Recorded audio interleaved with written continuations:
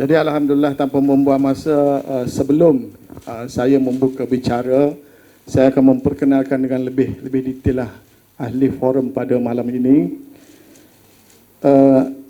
Ahli forum yang pertama tidak asing lagi bagi kita lah.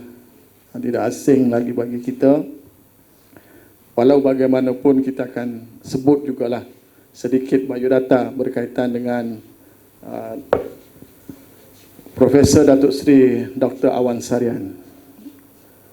Sebagaimana yang kita ketahui, Profesor Datuk Seri Dr. Awan Sarian terlibat secara aktif dalam perancangan bahasa Melayu di peringkat negara, serantau dan antarabangsa sejak tahun 1977.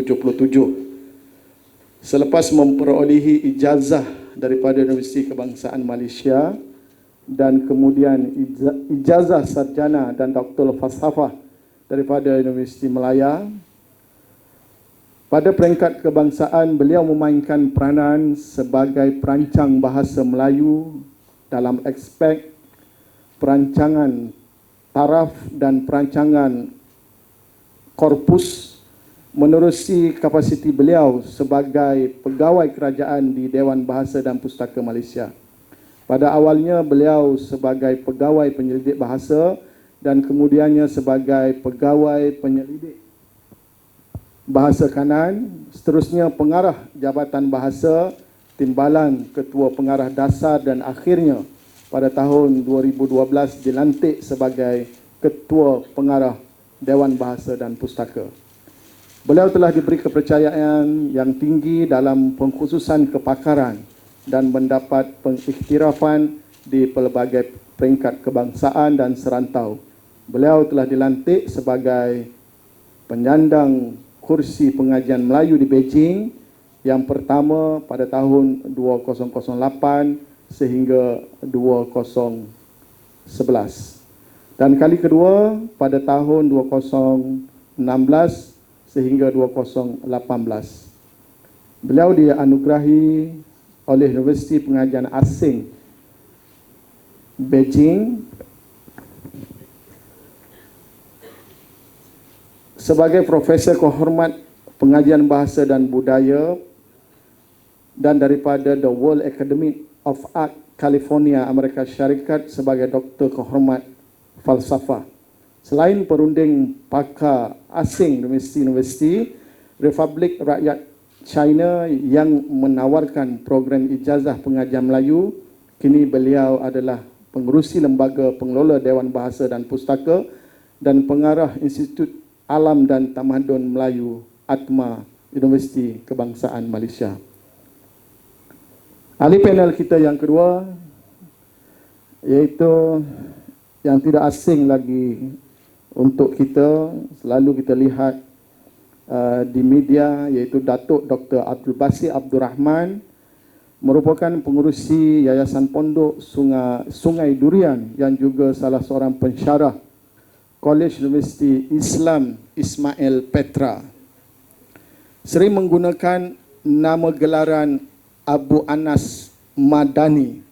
Mendapat pendidikan awal di Madrasah Muhammadiyah Pondok Sungai Durian, kemudian menyambung pengajian di Universiti Islam Madinah dalam bidang syariah dan berjaya memperolehi ijazah pertama dalam bidang syariah pada tahun 1995, manakala tahun 2000 memperolehi sarjana syariah di universiti yang sama dan pada tahun 2005 memperolehi PhD di universiti yang sama iaitu Universiti Madinah dan merupakan anak Malaysia yang ketiga yang berjaya memperolehi PhD daripada universiti terulung tersebut. Antara hasil penulisan yang sempat saya silau-silau iaitu Mekah Al-Mukarramah, Kelebihan dan Sejarah, Madinah Munawwarah, Kelebihan dan Sejarah, Keindahan Islam, Islam Agama Sempurna, Zikir Pagi, Petang dan Selepas Solat, serta 41 Kelebihan Rasulullah sallallahu alaihi wasallam. Itu ialah ada lagi sebenarnya, tapi itu yang sempat saya godek-godek pada petang tadi berkaitan biodata Datuk Dr. Abdul Basit. Ahli panel yang ketiga, ni memang tidak asing lah. Memang tidak asing, sangat popular di kalangan kita, tapi walau bagaimanapun kita kena perkenalkan juga. Sebagaimana yang kita ketahui, kita selalu panggil Ustaz Din, tapi nama sebenarnya ialah Tuan Haji Muhammad Salahuddin bin Datuk Paduka Muhammad, yang merupakan Ketua Bahagian Promosi dan Pengiktirafan DBP, yang merupakan penceramah yang sering diundang untuk pelbagai program seperti rancangan Tanyalah Ustaz dan pelbagai program lagi. Maknanya kita tak perlu panjang-panjang kerana dia sangat-sangat glamour bagi kita. Tuan-tuan, datuk-datuk, datin-datin, untuk meneruskan pusingan yang pertama. Untuk makluman tuan-tuan, kalau malam ni seandainya ahli panel kita mengupas dengan lebih panjang, mungkin dalam bahasa Kelantan tak ada siapa 3 pusingan rasanya. Habis masa. Jadi sebagai moderator saya tidak berhasrat untuk nak memotong. Kita teruskan, kita bagi peluang yang secukupnya kepada ahli panel untuk menjelaskan soalan-soalan yang saya akan tanya kepada ahli panel. Soalan yang pertama, sebab soalan-soalan yang ditanya adalah soalan-soalan yang berbeza. Jadi mengikut kepakaran ahli panel. Jadi soalan yang pertama, untuk ahli panel yang pertama, Datuk Seri, kita selalu mendengar orang selalu menyebut sastra untuk sastra atau sastra untuk apa. Tanggapan masyarakat yang selalu bertanya apa erti sastra dan tujuan bersastra. Fahaman ini masih agak kabur dalam masyarakat, walaupun zaman Yunani telah membincangkan erti dan peranan sastra dalam tamadun. Mohon Datuk Seri perjelaskan sekali lagi biar kita semua faham dan boleh jelaskan kepada masyarakat yang selalu bertanya apa erti sastra dan tujuan bersastra. Dipersilakan Datuk Seri.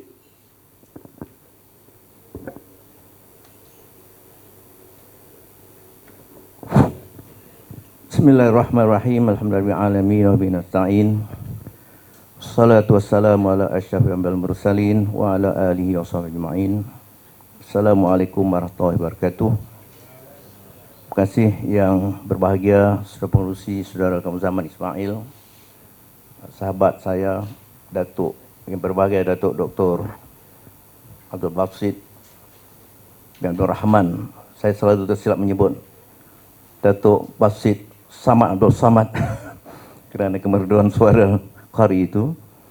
Dan juga panel yang ketiga, Al-Ustaz Salahuddin bin Datuk Paduka Muhammad, Datuk Zainal bin Burhan selaku Presiden Gapena, Datuk Aziz Abdul Rahman, Datuk Aziz Rahman sebagai Presiden Peradaban, Ahli Jawatan Kuasa Gapena dan penyelenggara Hari Sastra ke-18, hadirin hadirat yang saya muliakan. Alhamdulillah, pertama saya ucapkan tahniah pada Gapena dan persatuan lain yang menganjurkan forum dan Hari Sastra ini, kerana tema yang disajikan sangat penting untuk kita bincangkan, Islam dan sastra kebangsaan. Ini mengingatkan saya pada satu daripada teras kebudayaan kebangsaan 1971 sebagai resolusi Kongres Kebudayaan Kebangsaan. Kekanda saya Datuk Aziz Rahman sendiri terlibat dengan aktif pada waktu itu, iaitu yang meletakkan Islam sebagai unsur penting dalam rangka membina kebudayaan kebangsaan. Yang pertama, kebudayaan asal rantau ini dengan kata lain kebudayaan Melayu. Yang kedua, unsur-unsur asing yang wajar sesuai boleh diterima dalam kebudayaan kebangsaan. Tapi Islam unsur penting Saya masih ingat kuliah yang diberikan oleh almarhum Dr. Andes Ahmadi, Abdul Rahman Ahmadi. Suatu saya berkuliah tahun 73 di UKM, beliau menjadi pensyarah undangan. Beliau mengatakan, kami bertanya mengapa Islam penting tapi letakkan yang ketiga. Beliau menjawab dengan rasional dan hingga kini terpahat ingatan saya bagaimana beliau melukiskan rajah segitiga kebudayaan Melayu. Di tengah-tengah itu kebudayaan lain yang wajar sesuai boleh diterima. Islam diletakkan ketiga bukan berarti Islam terakhir. Islam sebagai base, kata beliau, sebagai asas, dasar, penapis bagi dua unsur di atas. Kerana kebudayaan asal rantau ini, kebudayaan Melayu yang pra-Islam, bahkan yang sudah Islam tetapi disaluti oleh nilai-nilai yang tidak Islami, itu perlu ditapis oleh Islam di peringkat yang bawah itu. Dasar. Demikian juga unsur-unsur kebudayaan lain. Jadi berkaitan dengan tajuk ini, saya persoalan atau soalan dikemukakan oleh saudara penulis sangat relevan. Adakah kita hendak melihat sastra sebagai sesuatu yang terpinggir dalam arus perdana, dalam kerangka kebudayaan kebangsaan negara kita? Ataupun adakah Islam itu merupakan hanya satu picisan, satu unsur daripada sekian banyak unsur untuk menandai jiwa kebangsaan? Disebut istilah keberadaan Islam, keberadaan sastra di dakwah Islamiah. Adakah itu hanya merujuk pada soal negeri tertentu seperti Kelantan, ataupun kita melihat dalam senario yang lebih luas, negara Malaysia sebagai negara yang Islam? Andai kata itu satu pencerapan Malaysia sebagai negeri Islam, maka tidak dapat tidak soal Islam sebagai asas sastra kebangsaan juga sesuatu yang mesti dijadikan tonggak, diperjuangkan, diangkat, dan tidak ada menjadi satu tema tertentu, tapi tema yang meliputi seluruh kegiatan sastra yang bersifat kebangsaan. Jadi pada hemat saya, apabila kita bercakap tentang soal sastra untuk sastra atau sastra untuk apa, kita tentu teringat akan polemik yang pernah berlaku pada tahun 1950-an. Sewaktu dunia sastra, dunia persuratan kita ditata oleh sebuah persatuan besar, Angkatan Sastrawan 50 atau Asal 50, yang mempolemikkan adakah seni untuk seni atau seni untuk masyarakat. Sekurang-kurangnya pada waktu itu telah ada kesedaran melihat sastra dan seni bukan sekadar untuk seni, tapi sastra dan seni untuk masyarakat. Namun terus terang saya katakan bahawa pada saat itu, barangkali yang dimaksudkan dengan seni untuk masyarakat memang masih agak sempit pengertiannya. Perjuangan untuk soal keadilan sosioekonomi, dan ketika itu memang tanpa ragu-ragu kita akui pengaruh sosialisme sudah mulai mengakar. Dan itu menjadi intisari perjuangan seni untuk masyarakat pada waktu itu.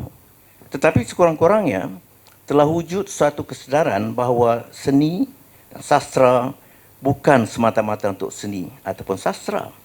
Seperti barangkali pegangan setengah-setengah kalangan yang sehingga sanggup mendabrak segala sistem yang ada. Nah, sekarang kita berhadapan dengan satu aliran pemikiran dalam sastra mau kembali kepada ataupun mengangkat dekonstruktisme, ya, nah, dekonstruk segala-galanya, sistem, nilai, termasuk agama. Dan sudah ada keberanian luar biasa yang bukan mengagumkan tapi menakutkan. Apabila ada penulis yang sanggup buat tafsiran-tafsiran yang menyimpang daripada Islam, hanya atas nama kebebasan sastra, kerana sastra untuk sastra. Tafsiran terhadap bidadari, ini ya, silakan saja mencari Nobel yang saya maksudkan. Kehidupan sampai ke akhirat itu semata-mata untuk bidadari dan dipertalikan dengan soal seksualiti. Semata-mata itu soal kehidupan di alam dunia dan di akhirat. Dan menulis ini bukan calang-calang orang. yang berkelulusan sarjana muda dalam syariah pengajian Islam. Kerana seni dia untuk seni. Bila dihujahkan, maka katanya ini ialah daya imajinasi saya semata-mata. Seolah daya imajinasi satu lesen besar untuk merubah ketepatan tafsir Al-Quran, ketepatan ajaran Nabi, ketepatan huraian para ulama yang muktabar. Kerana seni untuk seni. Dan ini aliran yang sudah berkembang, khususnya dalam kalangan penulis yang penulis muda, ataupun penulis yang umur tidak muda tapi jiwanya muda. Ya. Tidak termasuk Datuk Aziz Rahman tentunya. Ini satu realiti yang kita hadapi. Kerana berpangkal berpakaian seni untuk seni, sastra untuk sastra, dapat diperlakukan apa saja, hatta sehingga saya katakan mendabrak, menghapuskan, melanggar segala sistem nilai yang ada, termasuk agama.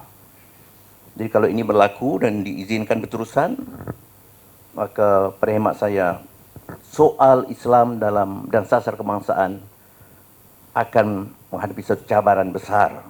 Andai kata ini dibiarkan. Ya, saya juga menjadi agak keliru apabila majlis fatwa sebuah negeri datang melaporkan hal itu. Saya bertanya kembali, mengapa tidak ada susulan daripada kajian dilakukan, temuan yang dilakukan? Jadi terbentur oleh faktor birokrasi. Ya, jadi ini saya lontarkan dahulu sebagai gambaran atau ilustrasi bagaimana soal sastra untuk sastra ada ketika sudah mendominasi pemikiran sebahagian sastrawan. Kita harap ini tidak akan berterusan dan perlu ada satu upaya, satu daya untuk menghentikan aliran ini yang kian bukan diterima, tetapi orang yang tidak menerima pun bersikap permisif. Jadi sekarang seolah kita mengatakan biarkan saja apa yang berlaku, mudah-mudahan akan berhenti sendiri. Ini saya kira juga satu tanggungjawab taklif besar bagi persatuan-persatuan, termasuk juga institusi Dewan Bahasa Pustaka, bagi memastikan para penulis kita mendapat didikan yang tepat tentang apa makna sastra dan untuk apa sastra itu. Soal sastra sebagai satu juzuk penting kehidupan, saya kira merupakan fakta yang tidak akan ternafikan. Tadi disebut abad kelima, kira-kira abad kelima sebelum Masihi pada zaman Yunani tua, Greek tua. Persoalan sastra dalam kaitan dengan etika, politik, kaitan dengan sistem moral, itu sudah dibincangkan. Dan orang pada zaman yang agak purba itu pun sudah melihat sastra sebagai satu unsur penting dalam soal pendidikan, soal pembinaan sastra.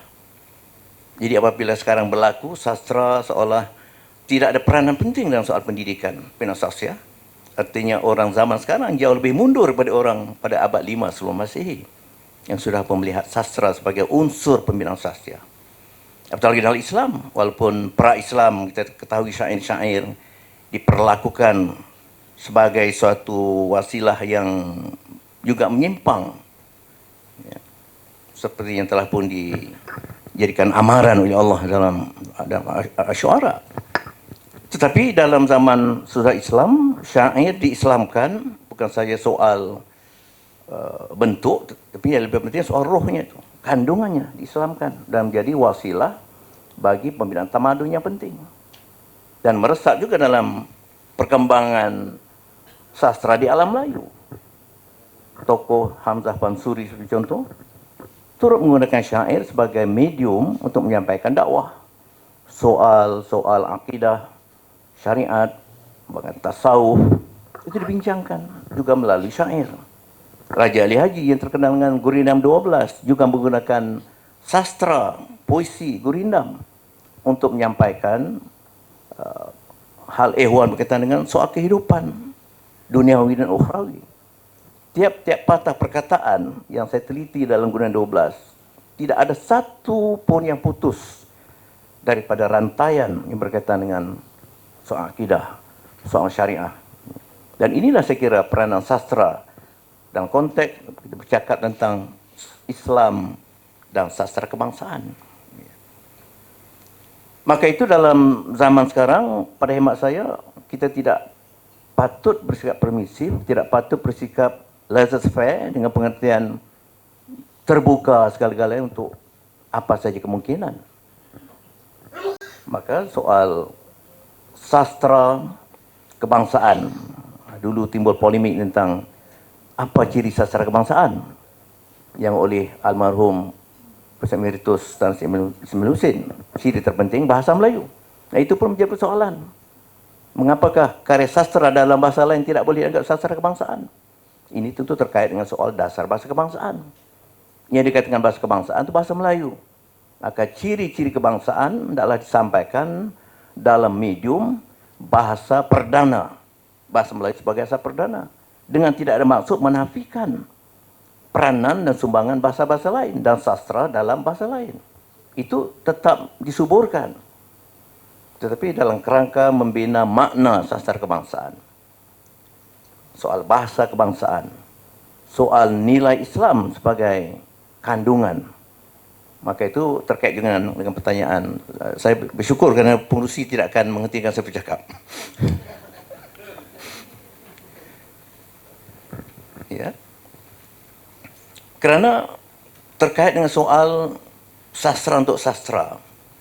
Jadi keutamaan sebilangan sastrawan melihat aspek sarung yang dikatakan oleh seorang ahli stilistik terkenal, Anne Wyss sebagai contoh.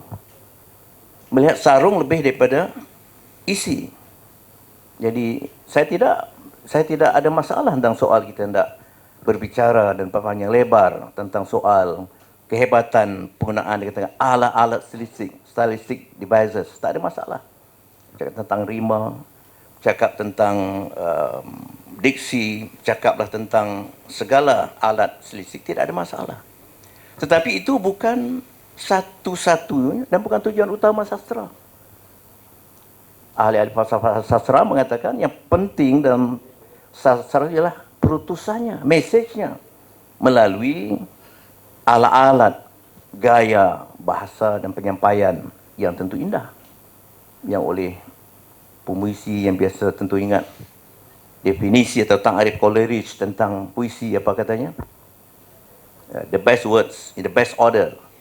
Kata-kata terbaik dalam susunan terbaik. Tetapi Coleridge sendiri tidak, menurut pahaman saya, tidak pernah mengatakan itu satu-satu yang terpenting. Kata-kata terbaik bukan soal hanya keindahan kata, tetapi kata yang mengandung atau yang berisi sesuatu perutusan. Dan perutusan itu apa asasnya? Bercakap tentang Islam tentulah yang merujuk pada sumber-sumber yang sahih. Sumber ilmu yang paling penting Al-Quranul Karim, hadis, kemudian pandangan para ulama yang muktabar yang bersandarkan juga nas itu tadi. Tapi apabila ini tidak dijadikan sumber ilmu, termasuk sumber dalam berkarya, kena atas nama kebebasan bersastra, inilah saya kira persimpangan yang akan terbit, yang akan timbul apabila sastra seolah-olah ada dikotomi, ada pemisahan dengan agama, dengan nilai akhlak, nilai moral, nilai masyarakat, nilai budaya. Mandiri sifatnya kata orang Indonesia. Mandiri, bebas, value free, bebas nilai. Nah, ini menjadi pegangan sebahagian pandangan sekular. Bahkan orang barat pun tidak seluruhnya demikian. Kita mengatakan orang barat yang membawa pahaman sekularisme, betul. Tapi sekarang orang yang bukan barat, termasuk orang Islam pun mengamalkan sekularisme. Termasuk dalam penulisan, termasuk dalam soal bahasa. Dalam soal bahasa, saya kira sudah 30 tahun lebih. Saya memperjuangkan definisi bahasa saja. Linguistik. Sampai sekarang tak pernah berubah definisi linguistik. Bahasa sebagai satu peranggu, satu set bunyi-bunyi. Ya, itu yang dipentingkan. Walhal bahasa yang diturunkan oleh Nabi Adam AS, wa 'allama Adam asma'a kullaha, itu jelas tujuannya untuk ilmu. Maka Adam diperkenalkan pelbagai bidang dan jenis ilmu melalui bahasa. Maka itu Al-Ghazali mengatakan ilmu asas terpenting ilmu bahasa untuk memungkinkan seseorang itu mendalami ilmu. Ilmu-ilmu khusus, ilmu-ilmu umum. Al-Farabi sendiri meletakkan linguistik sebagai cabang ilmu penting untuk menjadi alat bagi soal pengilmuan. Jadi falsafah seperti ini masih goyah dalam pegangan linguis ataupun ahli linguistik sendiri. Maka apalagi dalam soal sastra. Saya khawatir untuk menjadikan ini sebagai satu kuliah, tetapi mau tidak mau kita perlu mengupas perkara ini kerana kita berada dalam satu zaman yang sangat mencabar, zaman terbuka, sehingga perlu ada kesanggupan untuk kita mengupas semua persoalan ini daripada sudut atau konteks yang ilmu, yang ilmiah. Kalau tidak, kita akan membiarkan keadaan ini berterusan dari ribuan tahun berlaku soal pertentangan falsafah demi falsafah tentang akhlak, tentang moral, tentang bahasa, tentang sastra. Jadi akhirnya untuk menyingkatkan perbincangan, sastra bukan untuk sastra untuk pembinaan sastra, pertama-tama pembinaan diri. Kerana dalam bagi guru bahasa pun KBSM dulu, KBSR terkenal dengan Jerry kan. Apa itu? Jasmani, emosi, rohani, intelek. Jadi emosi bahagian atau satu juzuk penting itu dalam diri manusia yang perlu diladen, perlu dirawat juga melalui hal-hal yang seni termasuk sastra. Menyampaikan adab, menyampaikan ilmu secara yang penuh hikmah dengan cara yang cukup menarik, itulah peranan sastra, peranan gaya bahasa dalam soal ini. Dan juga soal, saya terputus tadi, nak mengatakan tujuan akhirnya sastra, pembinaan diri. Ya. Jadi saya yakin Datuk Abdul Basit dapat menjelaskan dari sudut yang lebih mendalam, dari sudut hakikat diri insan, diri yang zahir dan batin. Jadi sastra dapat membentuk diri yang batin, rohnya diperhalus, ya, untuk mengawal diri yang jasmani. Ya. Nah ini ada peranan sastra dalam soal ini. Yang kedua, sastra dalam konteks berperanan membentuk keluarga. Maka itu tanpa disedari orang tua kita sendiri menyampaikan perutusan didikan juga melalui cerita-cerita. Saya sendiri saban malam sambil membantu bapa saya mengulung rokok daun seperti Pak Laden, Pak Denawi, ya. Beliau bercerita tentang cita rakyat. Dan cita rakyat itu apabila saya renung kemudian penuh dengan ajaran, penuh dengan nasihat, kaedah sastra. Dan dalam masyarakat, apabila sastra dipinggirkan, dianggap hanya milik golongan elit sastra, orang biasa tidak terlibat dalam soal sastra, ini menjadikan sastra tidak berfungsi sebagai alat pembinaan masyarakat. Ya, sekarang masih tetap ada dikotomi, golongan profesional, korporat, golongan bahasa, golongan seni, seniman, sastra, yang tidak seharusnya berlaku kerana seluruhnya menggambarkan kewujudan insan unggul, manusia unggul yang perlu bersepadu dalam semua hal. Tapi alhamdulillah, dalam konteks sekarang kita melihat adanya profesional, korporat, doktor gigi,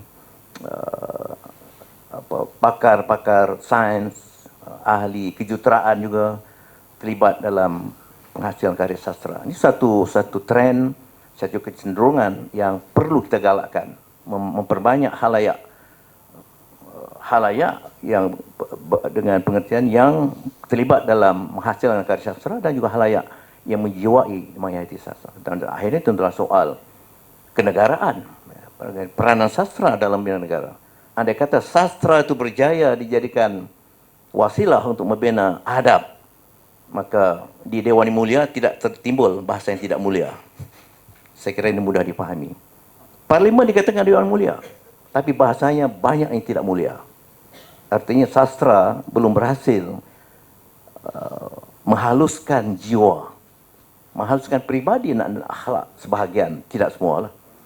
sebilangan walaupun kecil, tapi itu menjadikan gambaran buruk tentang nilai adab dan nilai akhlak orang yang berada di dewan yang mulia. Kalau kita pergi setakah lagi, kita akan melihat juga peranan sastra dan soal pembinaan kemanusiaan sejagat. Nah, maka inilah sekiranya sebagai permulaan Tuan Pengerusi dah risau. InsyaAllah mudah-mudahan ada pusingan kedua.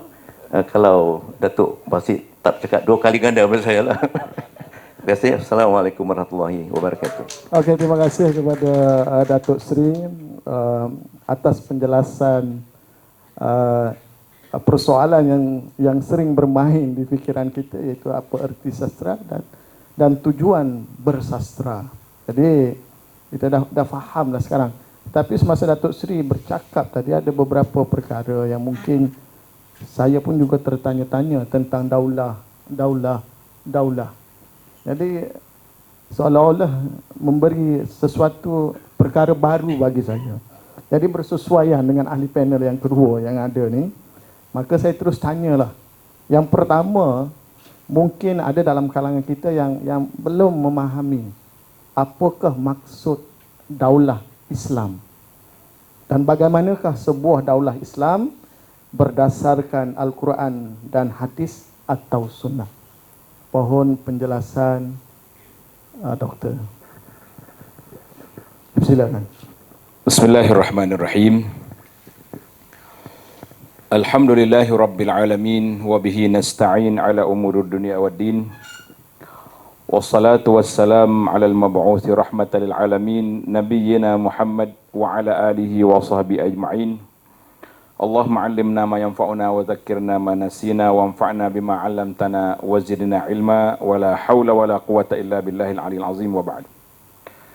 Yang dihormati Tuan Moderator, yang dimuliakan Datuk Seri panel yang pertama, Fadil Ustaz Salahuddin, semua para tetamu, muslimin dan muslimat, Assalamualaikum warahmatullahi wabarakatuh. Alhamdulillah, syukur kita kepada Allah Azza wa Jalla pada malam Jumaat yang diberkati ini, iaitu 6 hari bulan Muharram kita ni, 1444. Kita berada dalam hari sastra. Saya pun terkejut juga bila dibawa ke dalam Dewan Sastra. Sebab biasa dia Dewan Kuliah dengan tazkirah. Ya, tapi Alhamdulillah kita memperluaskan perbincangan sebab sastra, nama dia pun sastra. Saya duk kira tadi, Datuk Seri sebut sastra saja mungkin dalam masa 20 minit tadi dekat 200 kali berkali. Maka itulah sastra. Kalau orang kata apa itu sastra, itulah sastra. Apa benda pun kita kena kaji tengok. Jadi Alhamdulillah. Sastra dalam bahasa Arab dipanggil al-adab. Al-adabul arabi, al-adabul, semua adab. Mana peradab itu mananya sastra, satu adab dia panggil fan, funun. Jadi Alhamdulillah, saya tak nak pergi ulasan banyak, cuma nak jawab kepada soalan yang ditanya oleh Tuan Moderator, iaitulah tentang makna daulah Islamiah, supaya kita tidak panjang. Kalau kita tengok dari sudut makna, para fuqaha Islam telah membagikan negara Islam. Daulah itu makna negara. Negara Islam itu ada dua, negara itu ada dua. Satu dia panggil negara Islam, satu lagi negara yang bukan Islam. Maka bila kita sebut tentang negara Islam, apakah definisi yang jelas yang disebut oleh para ulama? Seorang tokoh fiqh nama dia Asy-Syarakhsi rahimahullah, dia kata daulah Islam adalah suatu tempat, negara, tempat atau negara yang berada di bawah pemerintahan orang Islam. Dan ciri-cirinya adalah keselamatan dan keamanan orang-orang Islam yang menetap dalamnya. Satu. Tapi apa yang dianalisakan oleh Syekh Abdul Karim Zaidan rahimahullah, seorang tokoh ulama semasa yang baru je meninggal, dia kata syarat tunjang untuk sesebuah negara itu menjadi negara Islam. Kita tengok banyak juga negara walaupun tidak laksanakan Islam tapi ada keamanan. Tapi dari sudut bila kita nak namakan negara Islam, iaitulah adalah hanya yang berada di bawah kekuasaan, pemerintahan dan pentadbiran orang Islam yang dengannya terlaksana hukum hakam dan perundangan Islam padanya. Mana kalau kita ni pemerintah orang Islam. Ahli-ahli parlimen, ahli kabinet dia orang Islam. Tapi undang-undang dia tidak mengikut Quran dengan hadis, tidak mengikut fiqh Islam, maka tak boleh kita namakan negara Islam. Cuma kita boleh kata negara umat Islam. Itu beza di antara negara Islam dengan negara umat Islam. Jadi kebanyakan dalam dunia hari ini negara umat Islam. Walaupun duduk di bawah OIC, mana atas nama negara Islam, tapi mereka tak laksana undang-undang Islam. Hari ini kalau kita tengok yang betul-betul laksana undang-undang Islam, mengikut syariat perundangan Islam, berapa negara saja yang laksanakan undang-undang Islam. Maka kita mengatakan kebanyakan negara hari ini iaitulah dipanggil negara umat Islam. Tetapi alhamdulillah banyak negara walaupun peratusnya tidak 100% melaksanakan undang-undang syariat, tapi mereka juga telah meletakkan negara itu di bawah pemerintah orang Islam yang Islam mendapat kebebasan dalam negara. Contohnya negara kita Malaysia, kita kata alhamdulillah. Perundangan perlembagaan negara telah meletakkan Islam sebagai agama persekutuan, yang orang Islam mendapat peruntukan yang begitu banyak, kita kata nikmat, alhamdulillah. Dan alhamdulillah kita juga duduk di bawah kebebasan untuk beragama dengan orang-orang yang lain. Maka apakah ciri-ciri daulah ataupun negara Islam mengikut Quran dan sunnah Nabi sallallahu alaihi wasallam? Maka ada dua kategori. Yang pertama, secara umum undang-undang Islam dilaksanakan sepenuhnya dalam negara tersebut. Undang-undang Islam termasuk dalam bab ibadahnya, muamalahnya, munakahahnya dan termasuk jenayah. Dan mengikut dalam rekod sejarah, yang pertama sekali yang dihapuskan oleh para penjajah daripada negara Islam yang mereka jajah, iaitulah undang-undang jenayah. Dia tukar dengan undang-undang sivil. Sampai hari ini pun kebanyakan negara tak berani nak kembalikan negara kepada undang-undang jenayah, walaupun jelas terdapat dalam Quran ataupun jelas dalam hadis Nabi sallallahu alaihi wasallam. Ciri yang kedua, umat Islam bebas melaksanakan segala tuntutan syariat tanpa sebarang larangan daripada pihak berkuasa. Jadi kita sekarang ni halangan kitanya undang-undang perlembagaan. Bila nak bawa undang-undang syariat, kita bercanggah dengan akta tu akta ni. Maka terlekat kita di sana. Yang ketiga, pemimpin negara itu mestilah daripada orang yang beragama Islam. Dan yang keempat, undang-undang Islam dilaksanakan secara mutlak. Adapun manakala ciri-ciri minimum yang perlu terdapat dalam sebuah negara Islam ialah perlu didiami oleh majoriti orang Islam.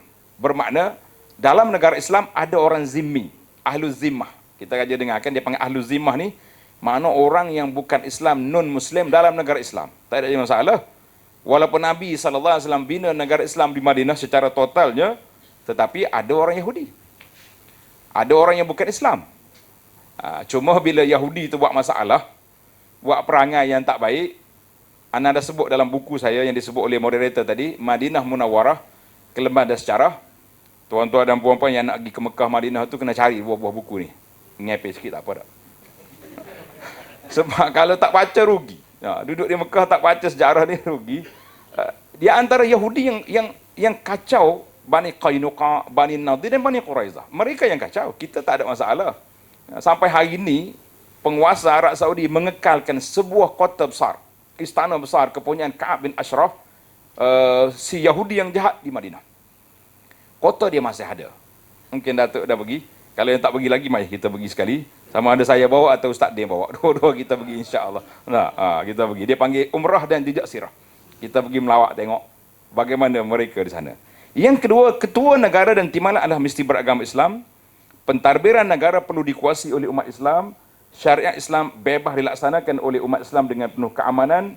Yang kelima, umat Islam merasa aman sejahtera bila berada dalam negara yang tersebut. Jadi dalam negara Islam kita mesti rasa aman.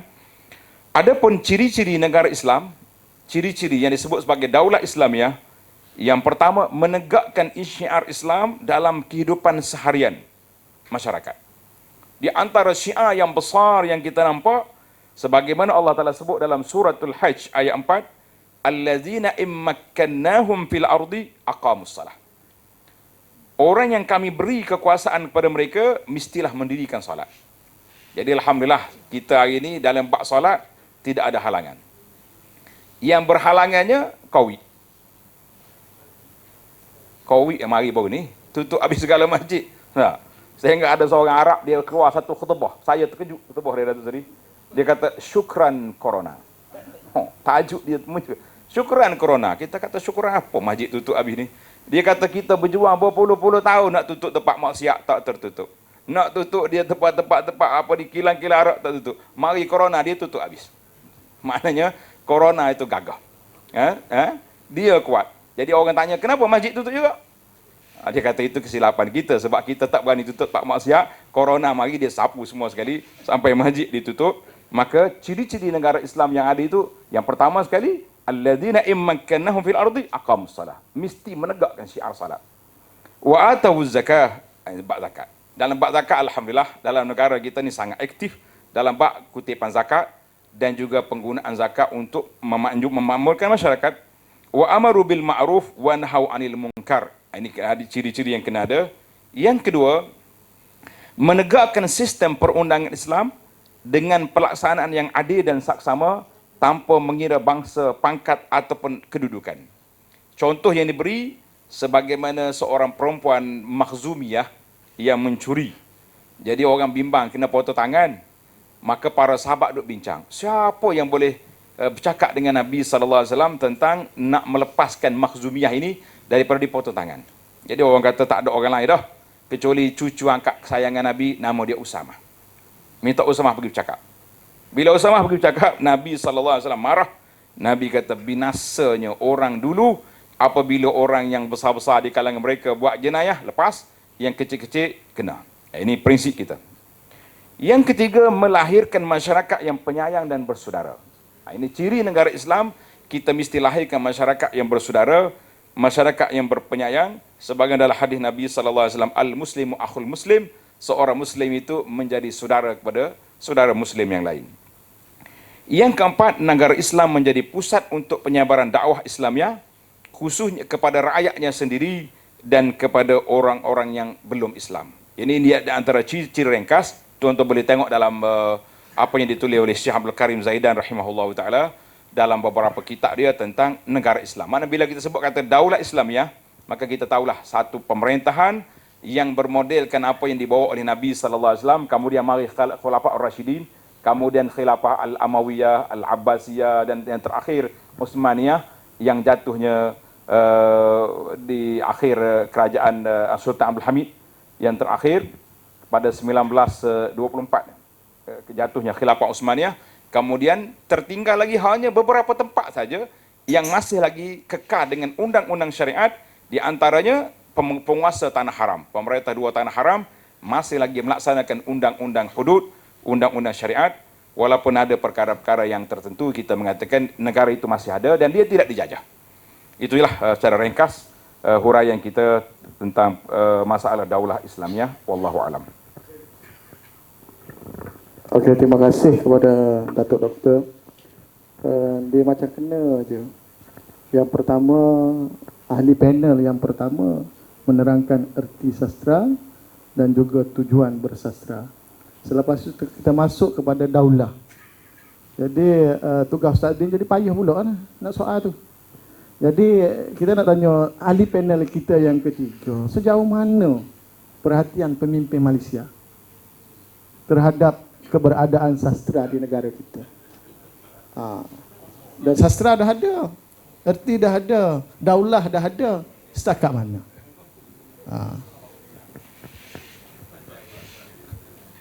Setakat mana perhatian pemimpin kita terhadap keberadaan sastra itu?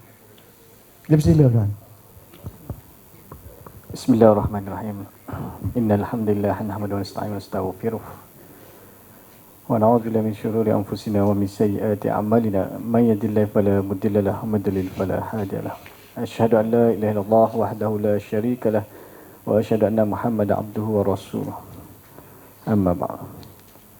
Alhamdulillah, terima kasih pada moderator kita. Soalan yang mengejutkan ini malam ni. Dan saya hormati Datuk Seri Profesor Dr. Wan Sarian, pengurusi lembaga Dewan Bahasa Pustaka, dan di sebelah saya Tuan Guru Datuk Dr. Abdul Basit, Pondok Sungai Durian. Jadi soalan moderator tadi, apakah peranan Mana kerajaan dah main peranan lama dah.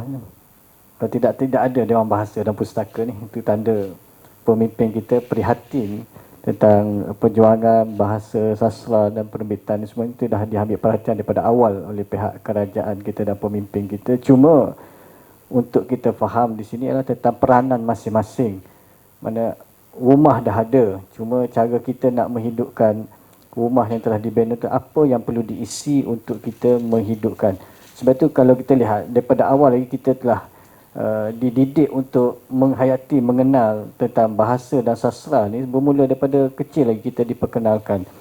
Maknanya kalau kita lihat mana pemimpin kita ni mainkan peranan, cuma ada segelintir yang mungkin tidak memahami tentang erti memperjuangkan bahasa dan sastra ini. Itu yang perlu kita dakwah mereka, sebagaimana pernah Datuk Seri Pengurusi kata, kita mendakwah mereka supaya faham apa peranan mereka dalam menegakkan bahasa dan sastra ini. Salah satu tugas juga dengan Dewan Bahasa Pustaka pun memainkan peranan, dan itulah yang kita nak ke depan. Cuma yang perlu kita fahami, kita sebenarnya semua dah dikenalkan dengan bahasa sastra daripada kecil lagi. Sebab kita dah dididik dengan membaca Al-Quran daripada awal lagi. Mana itu peranan pemimpin semua dah tahu, cuma hati kita ke mana nak bawa. Sebab kita terikat, kadang-kadang terikat dengan kehendak. Sebagaimana kata Syekh Al-Ghazali rahimahullah, dicerita dalam kitab Al-Islam dan Islam, dia kata kadang-kadang orang yang menjadi pendakwah dan juga orang yang terlibat dalam menentukan sesuatu ni, kadang dia tahu benda tu benar tetapi dia terpaksa ikut kehendak masyarakat. Yang itu yang perlu dibina dalam diri orang yang ada kedudukan ni, supaya dia ada pendirian, supaya dia tidak mengikut kehendak masyarakat tapi dia membentuk polisi untuk masyarakat itu ikut. Itu antara perkara yang disebut. Sebab tu kita bermula, didikan tu dah bermula dengan Iqra' lagi dalam Al-Quran, kemudian kita didedahkan dengan surah Al-Qalam. Iqra' mengajar kita membaca surah Al-Qalam, Nun wal qalami wama yasturun. Di situ kita lihat Syekh Saleh Al-Khalidi rahimahullah yang telah meninggal masa tahun lepas Datuk. Itu salah seorang guru saya juga, Syekh Saleh Al-Khalidi, waktu kami belajar di Masjid Abdul Rahman bin Auf di kampung Suwailih di Jordan. Dia saya belajar dengan beliau, antara yang kita belajar kitab Muhazzab, dan beliau telah catat dalam kitab tafsir beliau Nun wa qalmi yasturun. Di situ ada nilai unsur-unsur sastra penulisan semua dah di Nun. Allah kata huruf Nun disebut mula ayat itu, mana kita mula mula mengenal hidup dengan belajar huruf. Wal qalam, kamu diberi pena, wama yasturun, kamu catat apa yang kamu tulis. Di situ mana kita dah tahu peranan masing-masing sebagai hamba Allah SWT untuk meluaskan ilmu penulisan di segi bahasa sastra. Sastra adalah salah satu aspek yang untuk membantu mengukuhkan orang untuk faham tentang nilai-nilai moral. Sebab itu kita didedah dalam Al-Quran. Kita dedah dengan Iqra', kita dah jumpa surah Al-Qalam, kita dah jumpa, kemudian kita jumpa surah Asy-Syu'ara. Allah perkenalkan dalam Quran supaya kita faham Asy-Syu'ara, surah penyair-penyair. Di situ Al-Quran daripada awal lagi dah ajar kita ambil perhatian tentang hal-hal ini. Cuma bagaimana cara kita menggerakkan, sebab daripada kita merdeka sampai sekarang, kalau kita lihat peranan pemimpin dia akan berubah. Bila orang ni jadi menteri, dia nak cara dia. Dia bukan menyambung tugasan. Sebab itu kita lihat kenapa zaman Rasulullah SAW, apabila Rasulullah wafat, Rasulullah meninggalkan delegasi yang cukup baik sahabat. Ada 1,500 sahabat yang bagus yang ditinggalkan oleh Rasulullah SAW, tapi menguasai pelbagai bidang. Kalau kita lihat Hasan bin Sabit, betul tak? Hasan bin Sabit dalam 4 orang yang Rasulullah lantik penulis puisi dan penyair ni, 4 orang ni Hasan bin Sabit antara yang terbaik.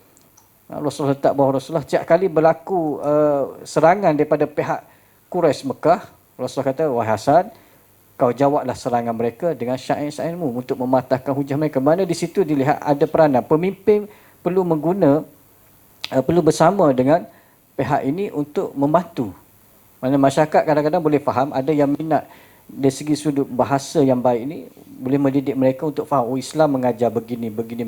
Kita tengok sendiri Raja Ali Haji, syair-syair Raja Ali Haji pun mengajar fiqh kadang dalam bentuk syair.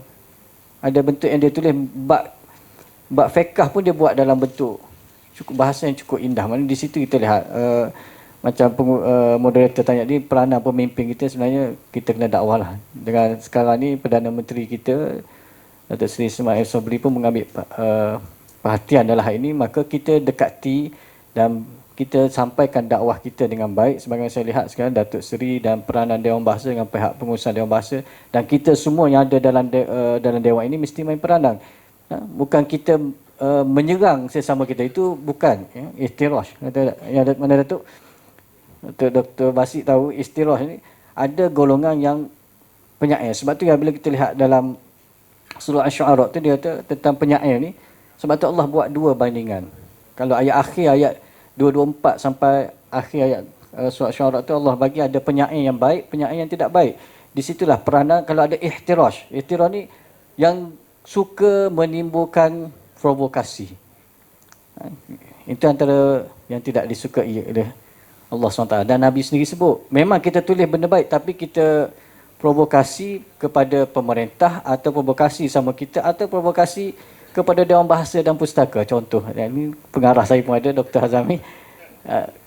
Tidak puas hati kita pun menulis, kita catat dalam FB kita, kita tidak puas hati. Kadang kita tak berada di tempat itu. Saya teringat kata Sayyidina Ali radhiyallahu anhu, dia kata, waktu aku berada di bawah dulu, kita suka kritik orang yang ada di atas. Bila aku duduk di atas, aku kena kritik baru aku tahu.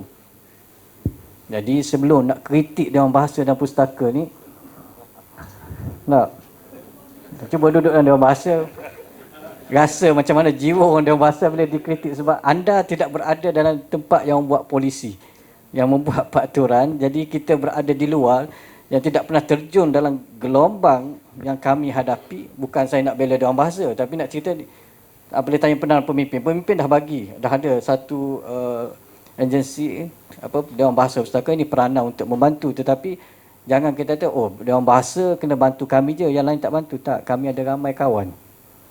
Kan Rasulullah kata berkawan kena ramai kan. Maknanya kita kena ingat di situlah apabila kita menyerang kita tak untung. Kita menyerang, bila orang dah nak bantu, kita serang orang nak bantu. Sebab kita rasa kita perlu buat perubahan. Tetapi kadang-kadang perubahan tu perlu dilihat. Orang kata zaman Datuk Aziz Rahman begini-begini, zaman orang ni begini-begini. Sebab tu bila Sayyidina Ali naik, dia kata, wahai Sayyidina Ali, kenapa zaman kamu macam ni orang? Dia kata sebab Sayyidina Ali kata, macam mana masa zaman Umar, masa Abu Bakar, Umar, Usman jadi khalifah, masa tu orang yang duduk bawah panggil macam aku, bagus. Sekarang ni aku jadi khalifah, orang yang duduk bawah aku panggil macam kamu, macam mana ada kualiti? Jadi waktu kita nak serang orang tu, tengok diri kita baliklah. Itu maknanya sebelum kita serang pemimpin, tengok diri kita. Sebab kalau kita ingat para ulama kata, kita nak tahu pemimpin tak bagus tu, kadang kita tengok diri kita balik. Kita kena banyak istighfar. Betul tak tu? Orang kita ni selalu baca surah Sajadah tu hari Jumaat, esok. Ayat 24 tu Allah dah cerita tu, nak dapat kualiti yang bagus, pemimpin kamu yang bantu kamu, kamu sendiri kena bina kesabaran itu dengan solat. Wasta'inu bis-sabri was-solat. Minta tolong dengan solat. Jadi kalau duduk berjuang, solat tak ada lah. Kalau duduk berjuang, kata patut hadiah sastra perdana buat begini. Kalau kita sendiri pun tak kenal erti diri kita sendiri dengan Allah SWT, tak payah cakap banyak lah.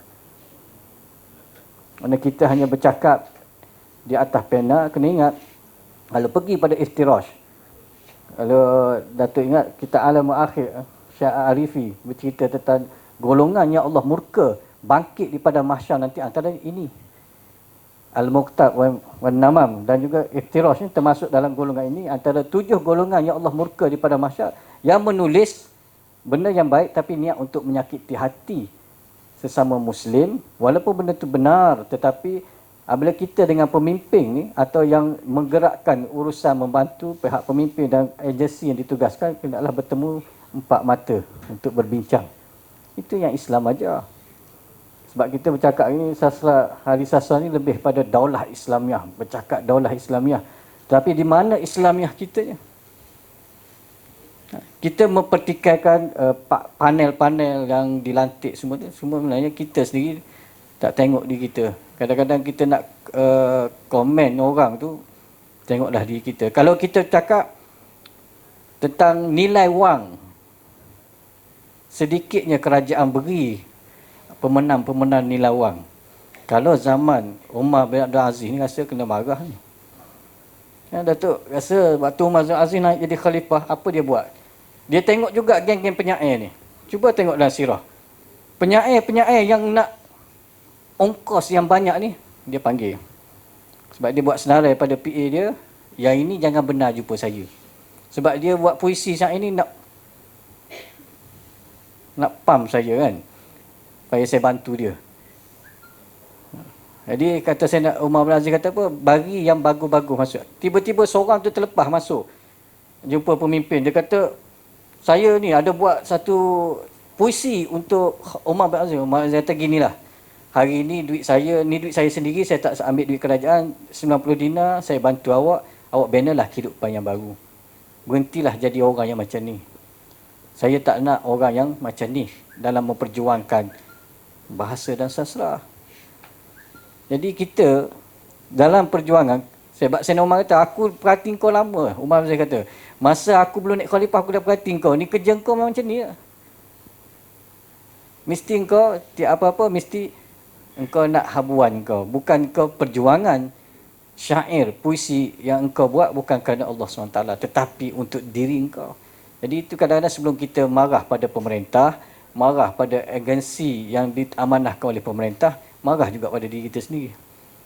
Sebab tu Ibnu Jauzi Al-Baghdadi rahimahullah tulis dalam kitab Talbisu Iblis. Selain dia tulis itu, dia tulis tajuk tentang golongan penulis-penulis, penyair, sastrawan ni semua. Dia kata ada golongan ni yang dibelit oleh iblis. Jadi bila dibelit oleh iblis, dia akan tulis cerita yang bukan-bukan tu untuk memecah belahkan orang. Seronok dia tengok. Oh, berat seronok tengok. Kalau Datuk Aziz dalam malu ketua pengarah, dia kata seronok tengok, panas lah tu Datuk Aziz. Atau Datuk Sri Hassan jadi ketua pengarah, dia kata panas tu dengan artikel yang kami tulis. Tapi dia kena ingat, apa-apa yang dia tulis tadi, dia termasuk dalam golongan yang kata Ibnu Jauzi Al-Baghdadi yang terlibat dengan iblis. Sebab apa? Iblis setiap pagi, kata Rasulullah SAW, kalau saya silap Datuk, setiap pagi dia akan berada di sungai kan. Maknanya dia akan panggil syaitan-syaitan yang datang lapor, apa tugas kamu? Semua lapor. Yang paling dapat pujian paling tinggi oleh iblis, iblis kata apa? Saya berjaya menyebabkan orang ni berpecah belah. Oh, ini bagus. Yang lain tu cerita saya berjaya buat orang berzina. Saya berjaya ni, iblis kata ni tak bagus. Yang penting orang pecah belah. Jadi artikel-artikel yang kita tulis, sebab pemerintah ni manusia. Sebab tu Sayyidina Ali kata, manusia. Bila kamu kritik dia, kadang-kadang hati dia terluka. Dia nak buat yang baik dah, kamu kritik. Tapi kalau kamu jumpa empat mata, kritik begitu, dia akan sayang pada kamu. Itu beza. Ini beza kita. Sebab itulah tadi apa tanya tugas pemimpin ni, pemimpin kena bersama dengan kita tu, kita pun kena bersama dengan dia.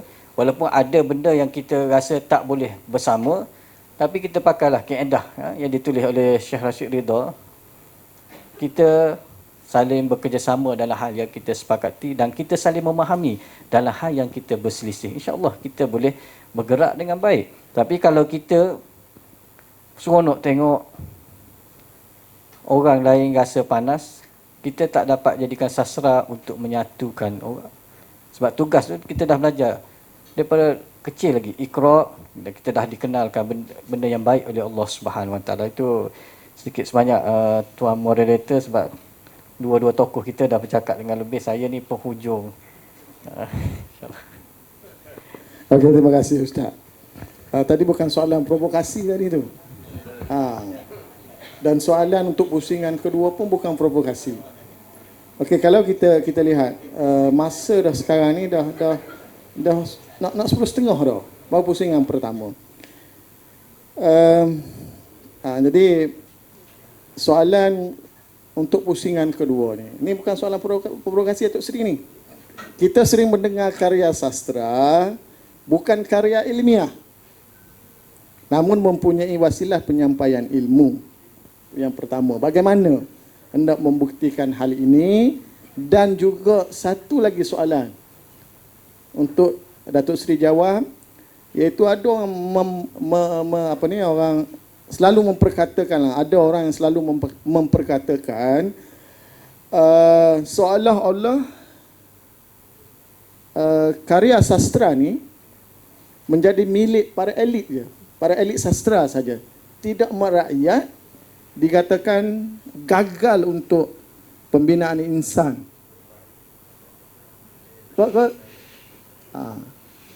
Harap Datuk Seri faham soalan tu tak?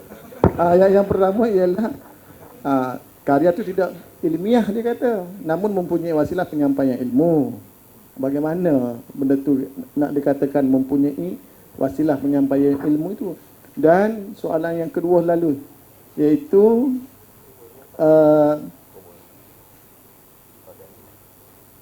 berkaitan dengan sastra ini hanya menjadi milik para elit sastra, bukan hak rakyat ataupun merakyatkan. Itu soalan dia. InsyaAllah. Terima kasih. 2 kali diulang tu, mudah-mudahan saya faham. Saya tak faham, saya tanya balik pada moderator.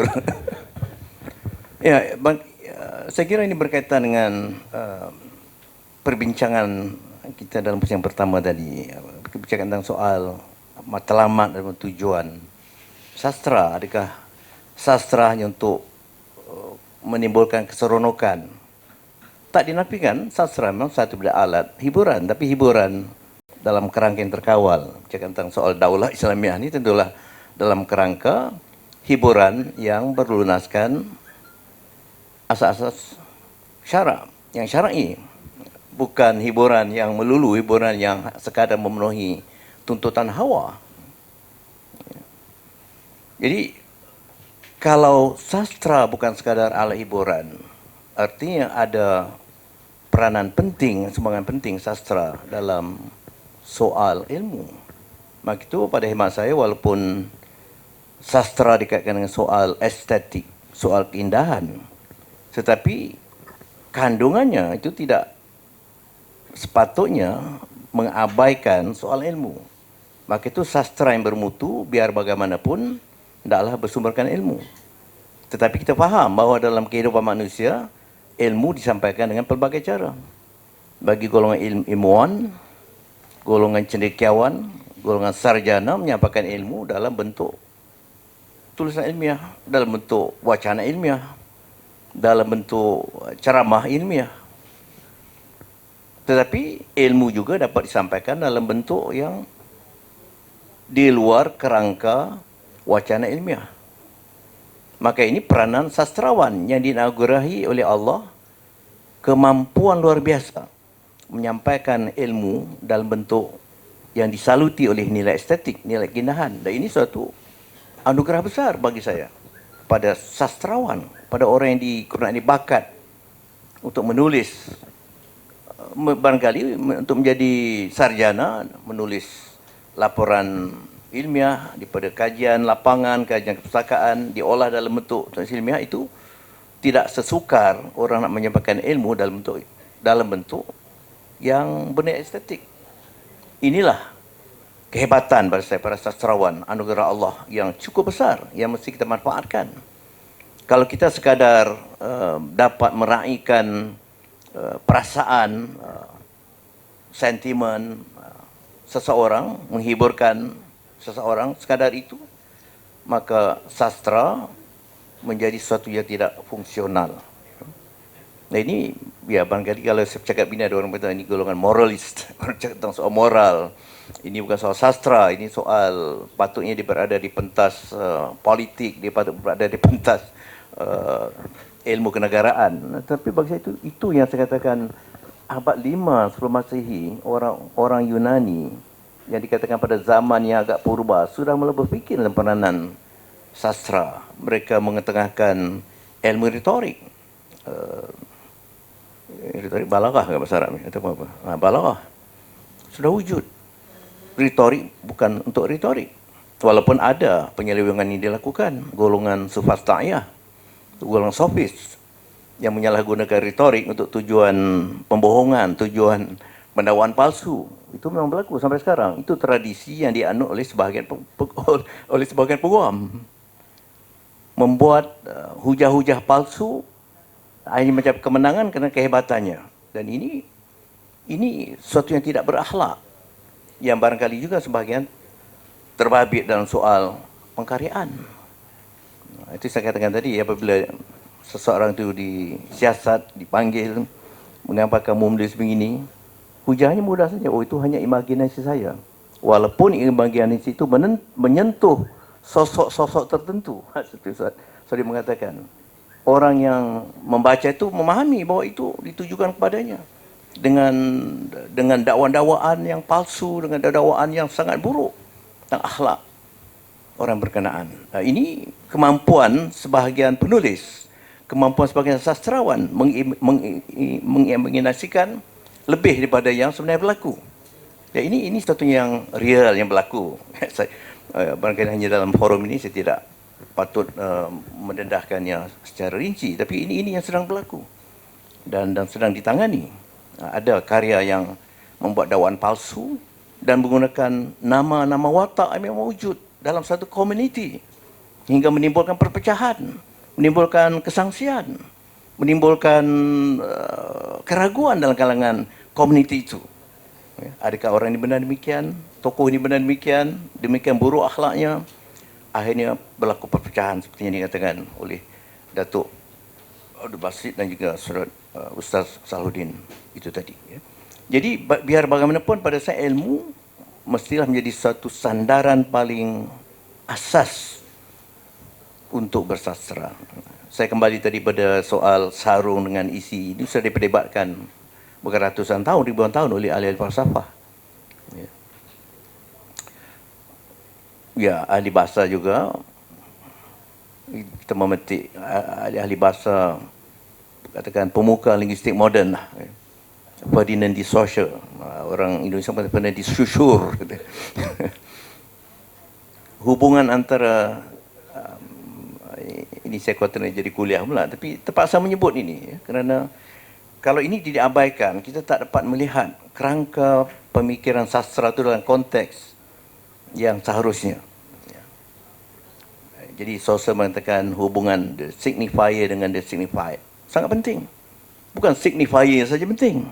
The signified yang ditanda itu bahkan justru lebih penting. Perutusan, message, makna yang terkandung dalam bahasa, makna yang terkandung dalam sastra, di balik diksi, di balik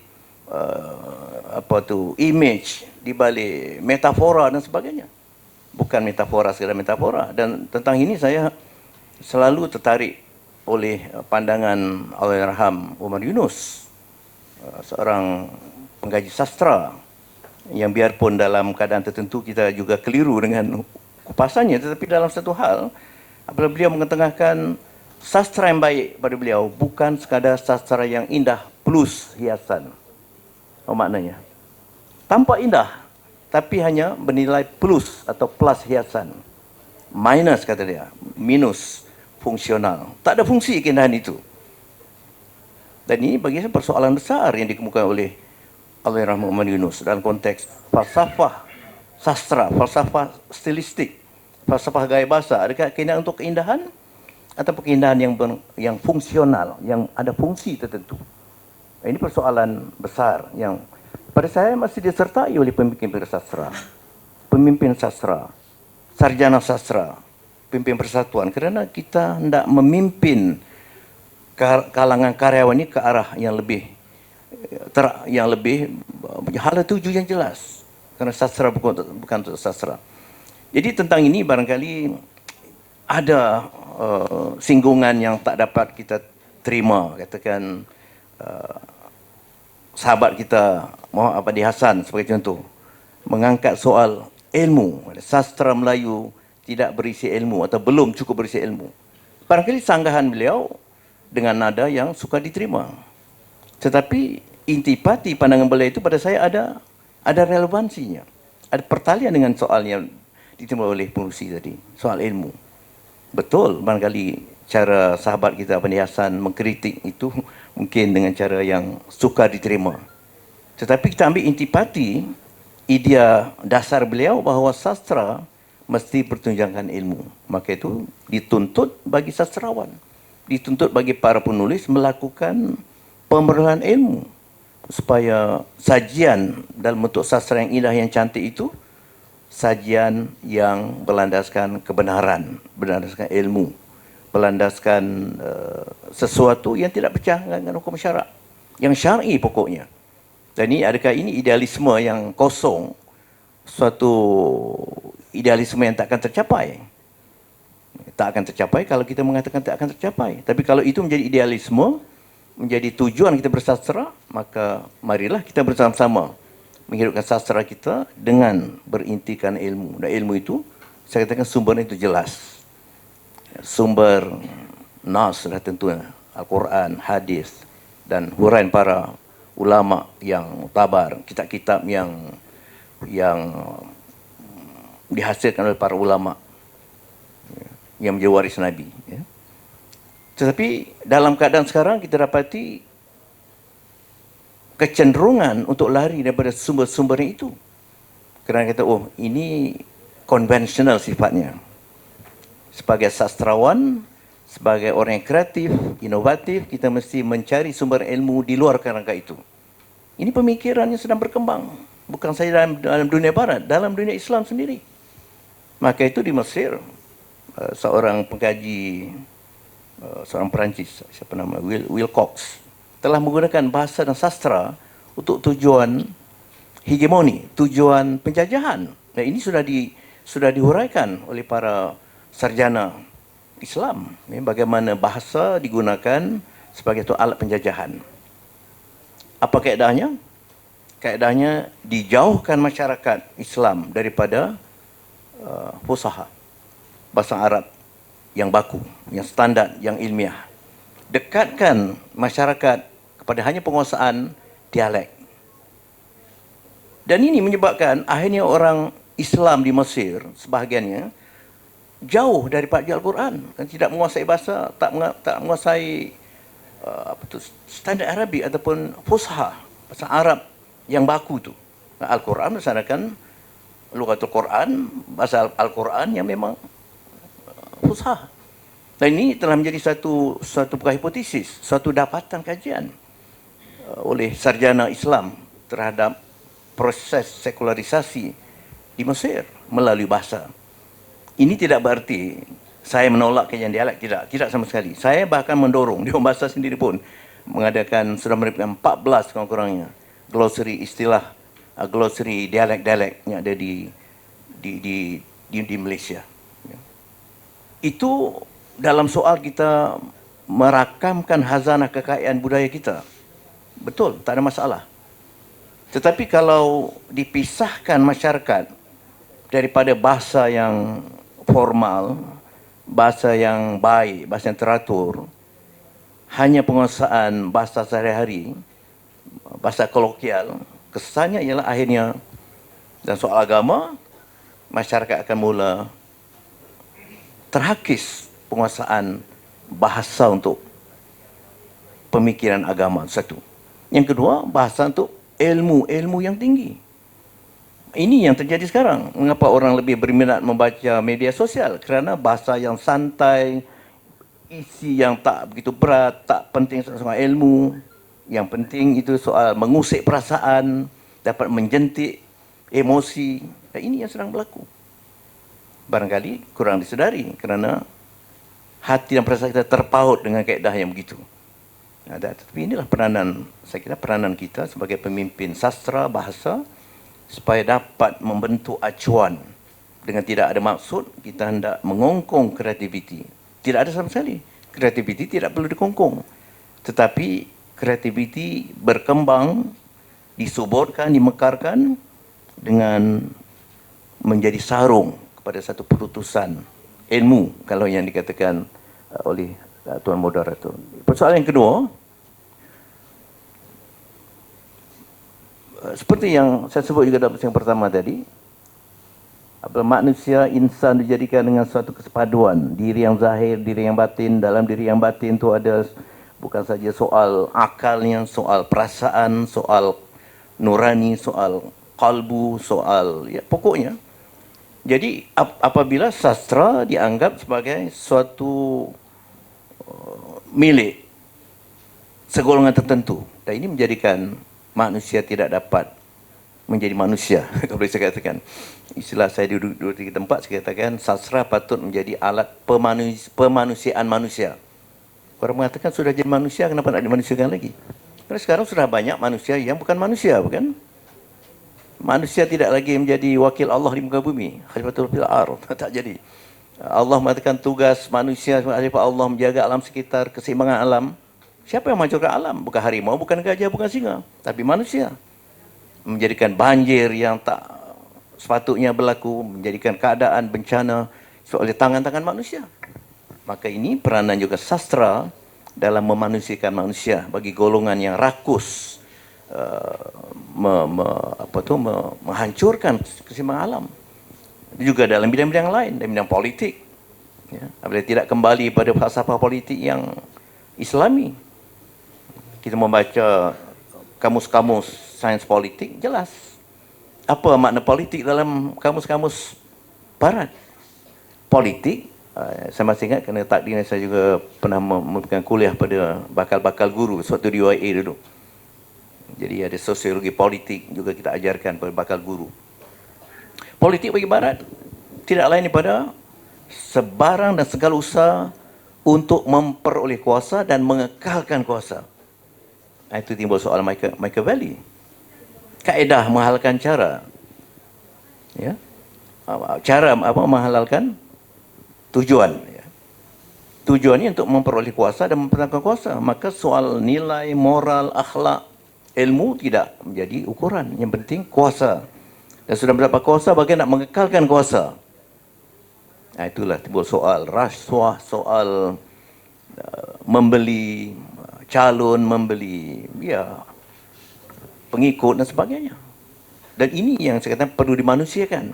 Manusia yang sudah dalam kata kutip bukan manusia lagi, itu perlu dimanusiakan. Satu keadaan melalui penulisan.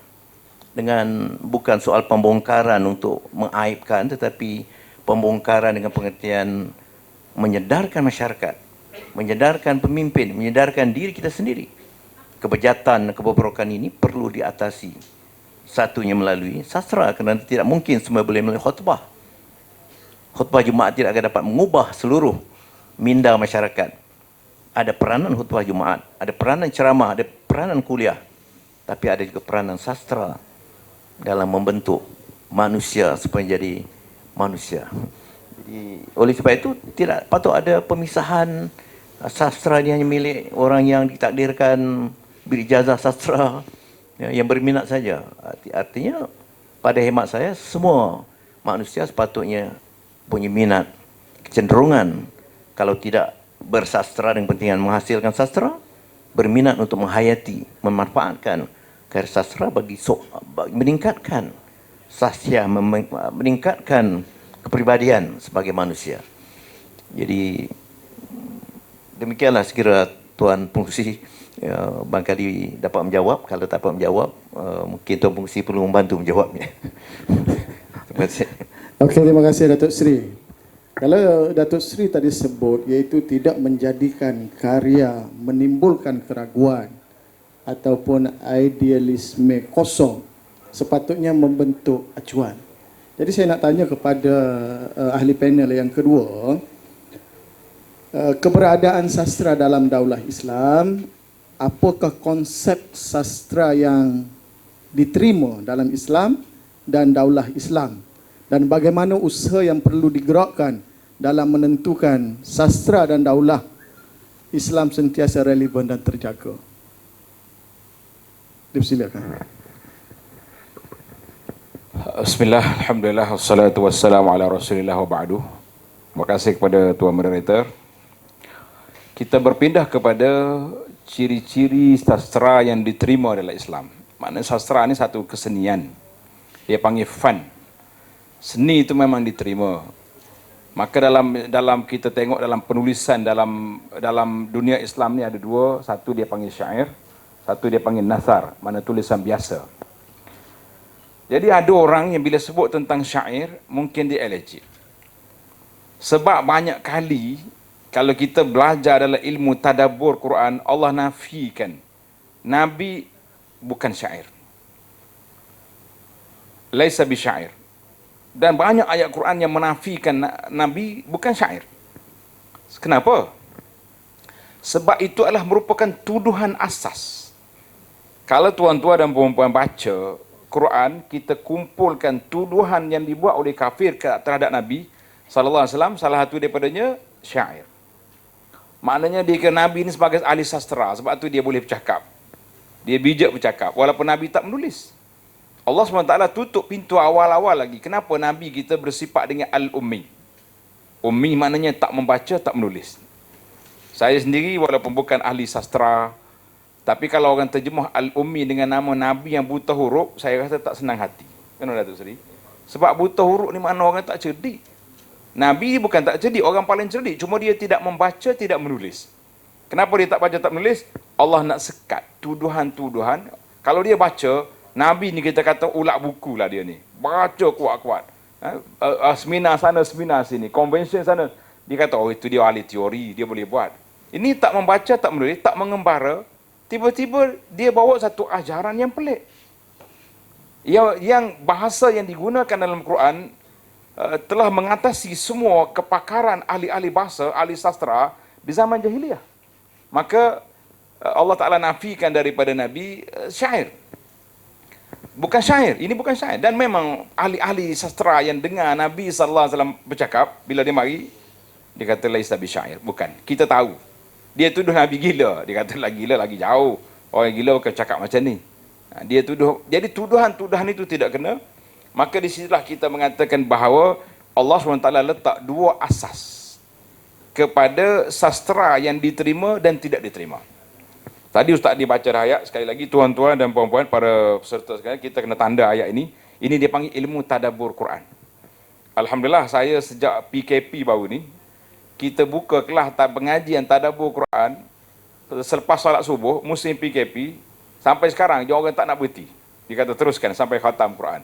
Sebab ilmu inilah ilmu yang tinggi dari sudut sastranya, sebab kita belajar bahasa yang Allah Ta'ala gunakan untuk kita mengkaji dan mentadabbur.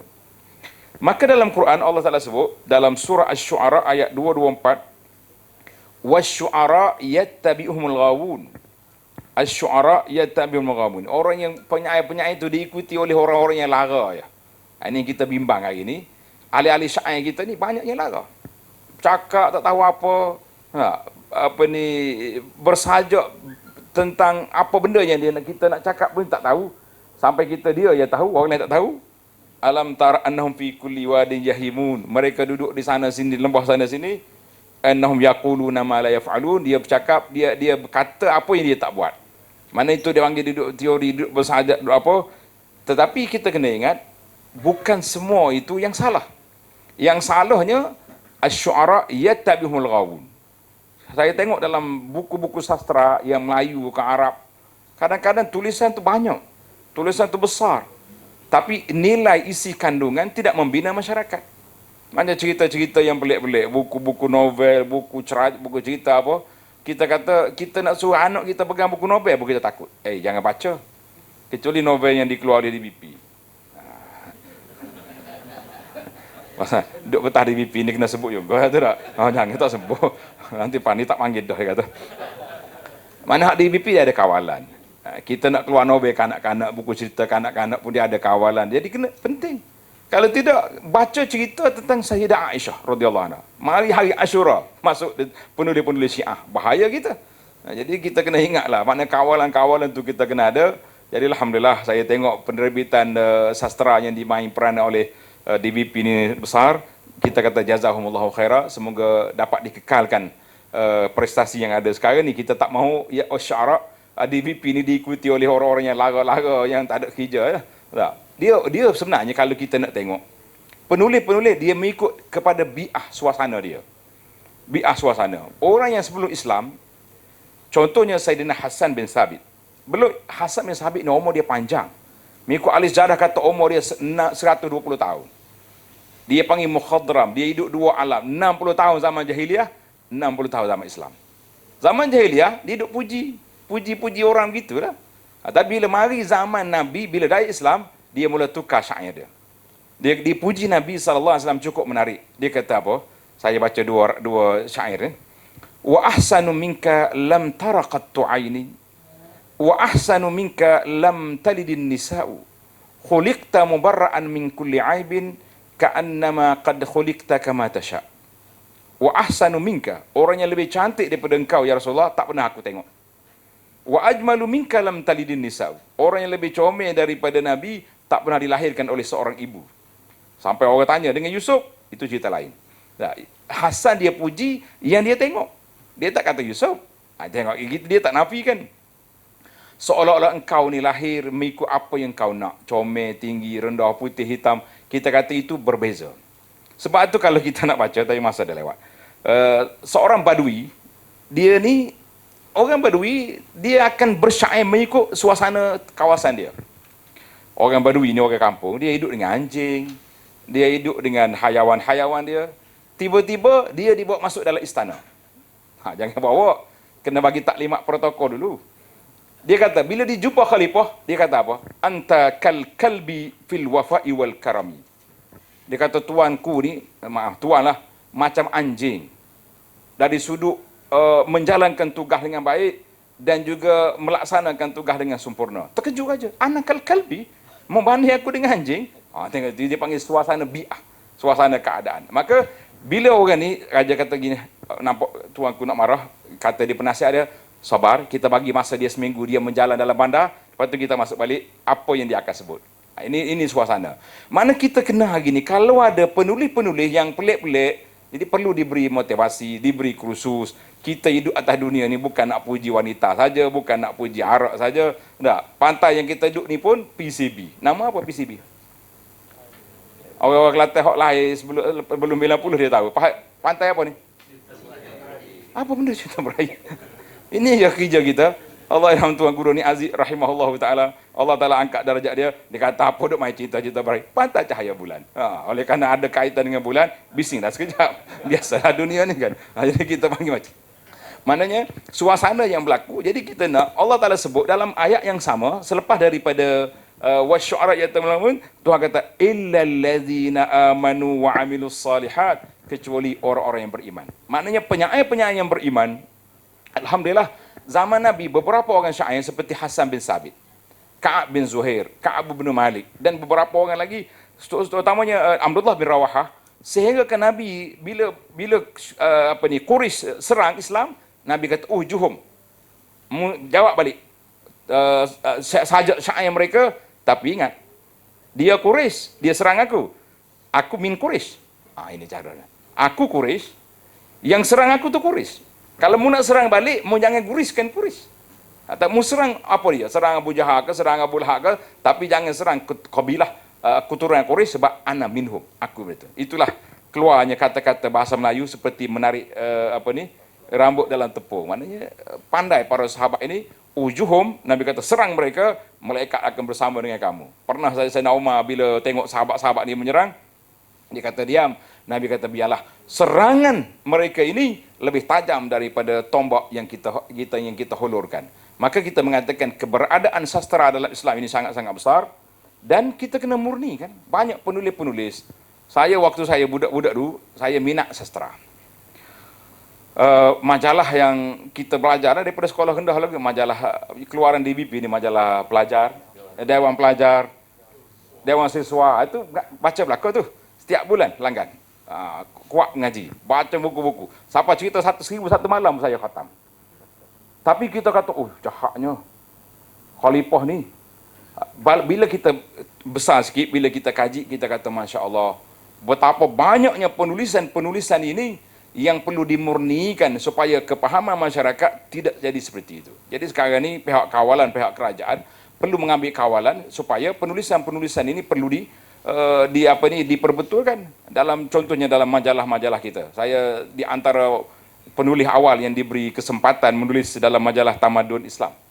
Tamadun Islam kalau Ustaz dia mula di antaranya. Jadi alhamdulillah di antara kita nak murnikan kepahaman masyarakat supaya tulisan-tulisan yang masuk dalam majalah-majalah kita ini biar berkualiti. Mengikut apa yang disebut oleh Datuk Seri tadi, berdasarkan Quran, berdasarkan hadis Nabi SAW, dengan cerita. Jangan masuk cerita pelik-pelik, cerita orang mimpi pemasuk, cerita macam-macam yang dongeng, yang karut masuk. Kalau cerita dongeng dalam bab dongeng, tak apa pula. Biar orang tahu lalu. Dan saya tengok peranan di negeri Kelantan sendiri, Allah irham Tok Kenali contohnya, kan? Mungkin Datuk Aziz kita tahu dia banyak bersajak dalam majalah Pengasuh contoh. Majalah Pengasuh ni 100 tahun dah. Tapi dia punya peranan tu banyak. Kita mengatakan peranan kita, keberadaan sastra dalam dunia Islam ni sangat besar dan sangat memberi kesan kepada jiwa masyarakat. Wallahu a'lam.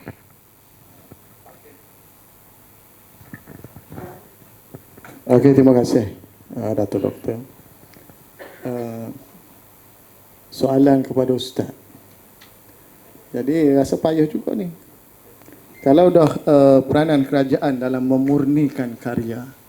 Jadi kita nak tahulah juga bagaimana hala tuju dan program perkembangan sastra Islam. Boleh Ustaz jelaskan tak? Dah kerajaan nak memurnikan, apa hala tuju yang nak dibuat oleh DBP dan sebagainya dalam program perkembangan sastra Islam ini? Okay, dipersilakan.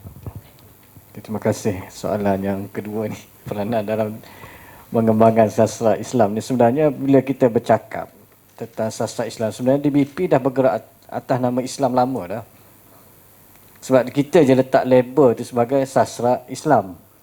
Sebenarnya apa semua yang ditulis, ya karya yang telah dihasil tu, yang dihasil ialah Islam ni meletak macam garis panduan yang disebut oleh Datuk Dr. Basit tadi, ialah nilai-nilai murni tu dah ada, maka itulah nilai Islam.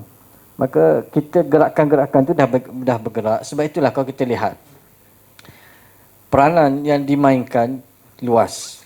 Mana kalau orang kenali dengan baik, kita tahu peranan itu luas. Kalau kita lihat bagaimana Syekh Al-Ghazali rahimahullah mencatat dalam kitab Syarah Sunnah dia tentang, Syekh Al-Ghazali bincang tentang novel Shakespeare. Dia kata hebatnya novel ini, kata Syekh Al-Ghazali, dia kata bukan kerana tulisan dia. Dan apabila jadi hebat tu bila benda tu dipentaskan, apabila dibuat dalam bentuk teater, dikembangkan novel Shakespeare, lepas tu baru orang beli, baru orang diangkat novel tersebut. Pada peringkat awal, kata Syekh Ghazali, tengok seorang ulama Islam, Syekh Ghazali rahimahullah, memberi komentar tentang novel tersebut. Dan juga Syekh Yusuf Al-Qardawi menjelaskan dalam catatan beliau, dia kata waktu dia muda-muda dulu, dia banyak tulis skrip untuk teater dan cerita Nabi Yusuf, dan dia juga terlibat dalam tu untuk memainkan peranan dakwah tu dalam bentuk kita secara bihal, bukannya kita nak tunjuk kena ada tulis Islam kat depan tu barulah Islam. Tak. Ini tu orang kita lah, kalau tak tulis Islam tu nak catat Islam lah kan. Sebenarnya benda Islam tu dah jalan lama dah. Sebab cara kita membuka minda masyarakat untuk faham tentang peranan Islam. Sebab Islam ni mengajar kita adalah membina akal masyarakat. Sebab agama Islam datang bukan membodohkan akal. Agama Islam datang mencerdikkan akal manusia. Jadi kita jangan membodohkan akal kita dalam hal itu. Maksudnya kita dah buat Islam lah tu. Dan peranan Dewan Bahasa Pusaka dan pengembangan dan dibantu oleh Gapena dan semua agensi Islam, kita dah bergerak dengan baik. Dan kalau kita lihat, saya dulu masa Dr. Hazam menjadi pengarah, saya ingat doktor kita pergi satu radio ni. Dia kata, macam mana nak gerakkan ni? Boleh tak? Apabila kami Dewan Bahasa bergerak, saya pergi doktor dulu, kita perkenalkan program pantun dan bentuk teka-teki ni kepada satu stesen radio. Dia gerakkan. Maknanya sebenarnya jiwa rakyat Malaysia ni dah hargakan. Apabila diperkenalkan tu, radio tu kata, buat setiap tahun boleh tak DBP? Kita buat pertandingan pantun teka-teki tu, rupanya 1.5 juta rakyat Malaysia masuk dalam siaran tersebut. Maknanya kita nampak remaja kita sebenarnya berminat. Sebab kita ni duduk dalam kelompok kita tak keluar. Ada kelompok yang jenis nak macam yang Datuk sebut ni, kenapa ayat Quran tu, dia nak kelompok dia je, dia tulis apa yang dia faham, orang lain tak boleh faham. Itu bukan orang yang duduk dalam dunia sastra. Jadi peranan tu dimainkan dengan baik. Apabila kita bergerak begitu, kita lihat nilai-nilai Islam tu bergerak. Contoh kita buat pertandingan menulis lagu dalam bentuk EMJ, ekspresi muzik jalanan sempena Maulidul Rasul. Jadi secara tak langsung kita mendidik nilai Islam. Apabila kata syarat yang nak datang pertandingan tersebut, program Dewan Bahasa dengan Jabatan Agama Islam ni mesti pakai pakaian yang sopan. Secara tidak langsung mereka datang dengan sopan, dan kita lihat dengan di situ nilai sastra tu telah mendidik mereka nilai Islam. Kalau kita tengok dalam pertandingan tersebut, ada yang tak cukup alatan yang ni saling membantu. Padahal sama-sama masuk dalam pertandingan. Kalau kita lihat tak ada jiwa nilai Islam, ikut kau kalah lah kan.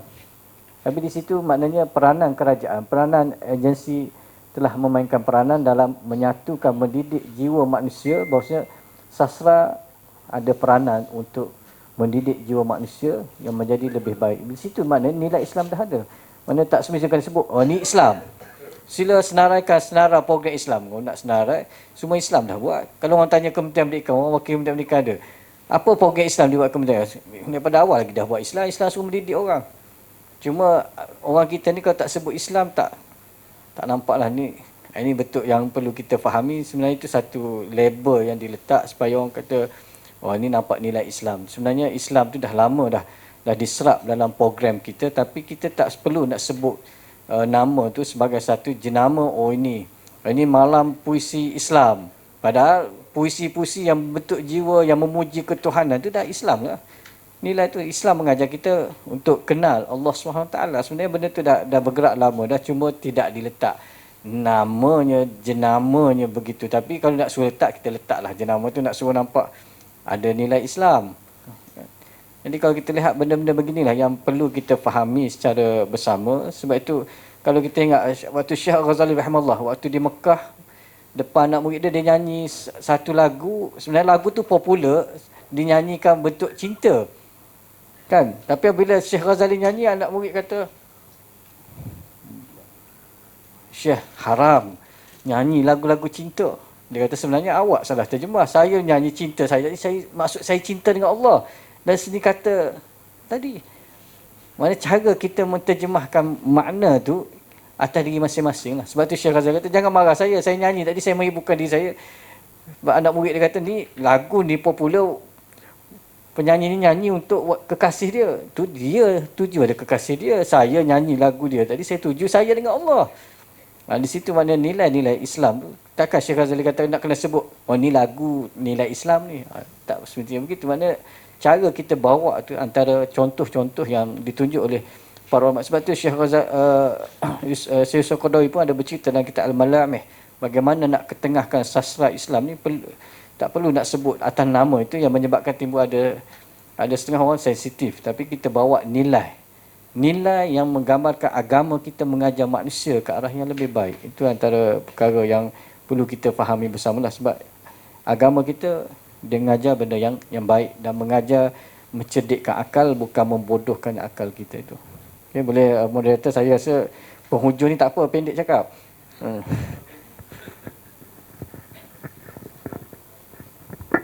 Okey, terima kasih kepada Ustaz Din. Memandangkan masa dah pukul 11 dah. Jadi rasanya tak payah bukalah soalan ni. Maknanya tetapi tak elok rasanya kalau tidak ada sedikit rumusan. Maka majlis dengan segala hormatnya menjemput Datuk Dr. Abu Basir lah untuk membuat sedikit rumusan terhadap apa yang kita perkatakan pada malam ini. Silakan. Bismillah, alhamdulillah, salatu wassalamu ala rasulillah wa ba'du. Terima kasih kepada moderator. Dan dengan izin Datuk Seri dan juga Ustaz Din, alhamdulillah kita syukur kepada Allah Azza wa Jalla kerana dapat berbincang tentang sastra dalam kehidupan dan juga keberadaan sastra dalam dunia Islam. Kita mengatakan Islam ini lengkap. Ayat Quran itu sendiri adalah merupakan suatu sumber bahasa sastra yang begitu tinggi. Sehingga disebut dalam Quran, disebut dengan nama I'jazul Quran. I'jazul Quran, mana Quran ini melemahkan orang lain, ahli-ahli bulagha, fusahaul Arab nak tiru dia tak boleh.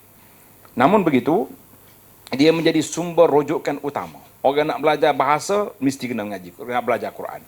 Dan ramai juga penulis-penulis yang bukan Islam, seperti Anthony Dahdah, apa benda, dia tulis buku bahasa Arab dengan Quran. Oh, dia kafir, dia Nasrani. Dan yang penting sekali, sastra yang ada ni mesti diduduk di bawah kawalan skop Islam, syariat Islam, supaya kita menulis, setiap penulisan kita, Allah Ta'ala sebut dalam Quran, ma yalfizu min qawlin illa ladaihi raqibun atid. tidak mengeluarkan satu perkataan, tidak melapak satu lafaz, kecuali kata di para ulama tafsir, tidak menulis satu tulisan, kecuali semuanya Raqibun Atid menulis catatan kita. Maka kita sebagai seorang Muslim, sebagai seorang Islam, kita kena fikir apa yang kita nak tulis. Yang aku tulis ni memberi pulangan, membina masyarakat atau meruntuhkan. Memberi kesedaran kepada masyarakat atau menimbulkan porak-poranda masyarakat.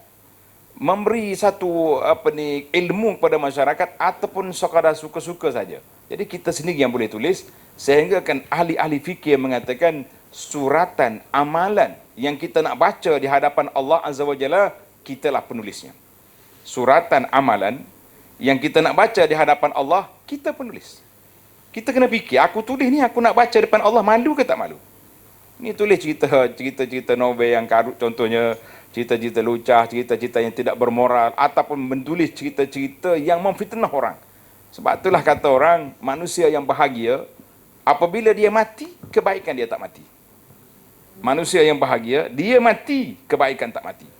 Sehingga Nabi SAW sebut dalam hadis yang sahih, Nabi berkata, salah satu daripada amalan yang tidak mati, ilmu yang bermanfaat yang kita tinggalkan kepada orang. Tapi manusia yang celaka, na'uzubillah, tuannya mati, kejahatan tak mati.